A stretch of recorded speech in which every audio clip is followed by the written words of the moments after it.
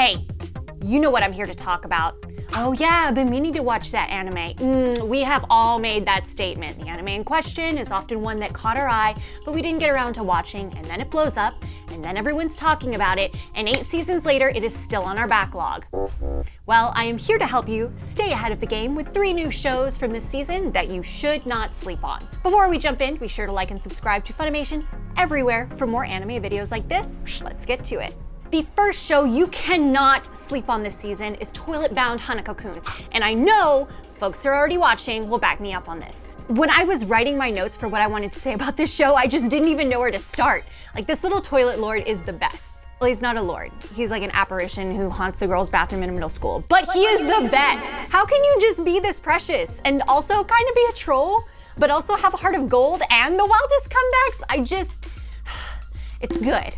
I would gladly hang around toilets all day just to watch his antics, but luckily for the rest of you, this anime doesn't make you do that. It's all about Hanako-kun, his apprentice Nene, and their exorcist friend Ko keeping the peace between humans and the supernatural things that are rumored to haunt the school. The Studio Lurch really did a hell of a job with this show. The art style is like a trip to the candy store, but for your eyeballs, which that's a weird thing to say, but it's true. I am certain that this is gonna be one of those anime where people talk about it in the future and it'll be like, oh yeah, you have to watch that show. So do future you a favor and go back and start watching it now. Next up, don't sleep on It Invaded. Those who are already watching absolutely know what's up. Each episode is like a weekly mind bender that blurs the line between perception and reality. Murders and heinous crimes are solved using technology that sends Detective Sakaido into the id wells of killers. Yes, id as in id, ego, and superego. And it's also actually a pun on the Japanese word ido, which means well.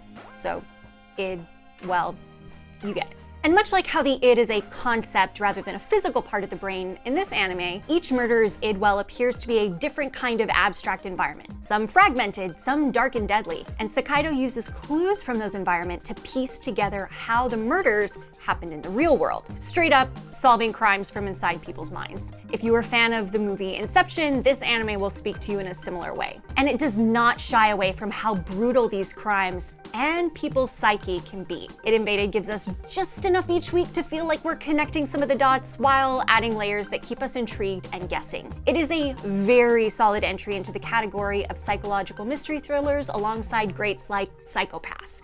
Do not let this one get away from you. Finally, don't sleep on BOFURI. I don't want to get hurt, so I'll max out my defense, because it is quickly gaining momentum with rising viewership and solid fan scores week over week. You do not want to be left behind, seriously. And I've seen the word silly pop up a few times from other fans describing this new isekai anime, and in the most joyful way possible, that's really accurate.